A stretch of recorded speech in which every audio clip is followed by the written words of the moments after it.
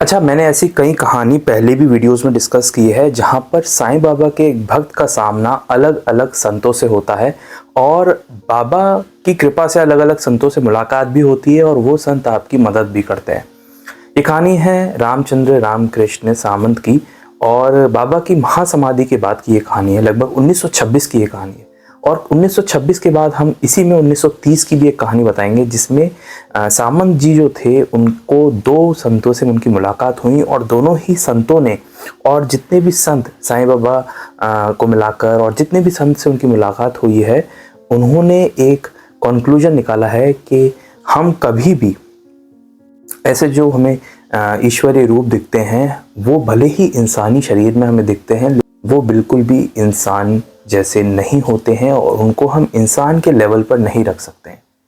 तो यानी कि एक होता है मैन यानी कि ह्यूमन और दूसरा होता है डिवाइन यानी कि ईश्वरीय। और जब ये दोनों मिल जाते हैं तब आपको दिखते बिल्कुल इंसान जैसे हैं, जैसे कि साईं बाबा के हाथ था और वो इंसानों जैसे दिखते थे, लेकिन वो कभी भी इंसान जैसा नहीं हो सकते, वो एक ईश्वरीय शक्ति होती है। इस कहानी से हम ये समझेंगे। 1926 में सामंत जी के एक बेटे की तबीयत बहुत बिगड़ गई और वो इतनी ख़राब हो गई कि कई सारे डॉक्टर को दिखाने के बाद भी उनके बेटे को जो प्रॉब्लम थी, जो बीमारी थी, वो ठीक नहीं हो रही थी।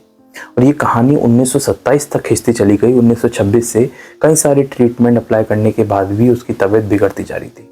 1927 अक्टूबर के आसपास जो सामंत जी थे उन्होंने बिल्कुल होप छोड़ दी थी कि अब कुछ भी पॉजिटिव हो सकता है।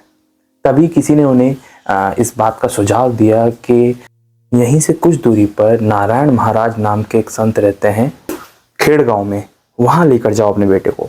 जब वो खेड़गांव लेकर जाते हैं नारायण महाराज के सामने, तो नारायण महाराज उस बच्चे को आशीर्वाद देते हैं और कहते हैं कि ये बिल्कुल ठीक हो जाएगा, ये तीर्थ ले जाओ। वो तीर्थ देते हैं उनको और उसके बाद जब वो लौट के आते हैं तो सेम डॉक्टर जो अलग ट्रीटमेंट ट्राई करता है और 6 महीने के भीतर वो ठीक हो जाता है उनका बेटा। तब उनको इस बात का एहसास होता है कि जो हमें ईश्वरीय रूप, इंसानी रूप में दिखते हैं, असल में वो इंसान से बहुत अलग होते हैं, जैसे कि साईं बाबा थे। यही घटना उनको समझाती है कि एक डिवाइन और एक ह्यूमन बीइंग में क्या अंतर होता है। 1930 में उनके साथ एक और हैरान कर देने वाली घटना घटी। 1930 में एक बार वो तुंगरेश्वर टेम्पल गए हुए थे और तुंगरेश्वर टेम्पल वाले जो जगह है उसी के पास कहीं ठहरे हुए थे। वो रात में वहाँ सोए हुए थे और लगभग आधी रात को उनकी नींद खुलती है क्योंकि उन्हें ऐसा लगता है कि वहाँ पर कोई स्मोकिंग कर रहा है और उन्हें धुएं का एहसास होता है। वो उठकर देखते हैं तो उनकी पत्नी के अलावा उस कमरे में कोई भी नहीं होता। उनकी पत्नी जो कि स्मोकिंग नहीं करती थी, लेकिन फिर भी वो अपनी पत्नी से पूछते हैं कि क्या तुम स्मोकिंग कर रही हो? तो उनकी पत्नी बोलती है कि आप ये क्या बात कर रहे हैं। उनके नाक में वो धुआं महसूस हो रहा था। असल में धुआं महसूस होने का कारण ये था कि वहीं से कुछ दूरी पर तुंगरेश्वर टेम्पल में एक संत रहते थे जिनका नाम था नागा बुआ, और उनसे सामंत जी मिले भी थे। और जो नागा बुआ थे वो स्मोकिंग करते थे और स्मोकिंग के बाद जो धुआं है उसकी स्मेल कुछ वैसी थी। रात में स्मोकिंग का धुएं की खुशबू आने का मतलब ये था कि वो जो नागा बुआ हैं उन्होंने शरीर त्याग दिया था। लेकिन वहीं दूसरी तरफ जो सामंत जी थे वो बिल्कुल परेशान थे क्योंकि उन्हें स्मोकिंग की जो स्मेल है, जो धुएं की स्मेल है, वो आई जा रही थी।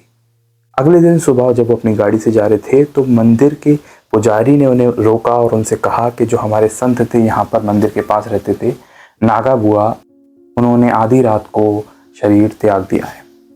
सामंत जी को ये समझ में आता है कि उन्हें पिछली आधी रात को इतनी धुएं की स्मेल क्यों आ रही थी, क्योंकि वो जो धुएं की स्मेल थी वो ठीक वही थी जो नागा बुआ जिस तरीके से स्मोकिंग करते थे।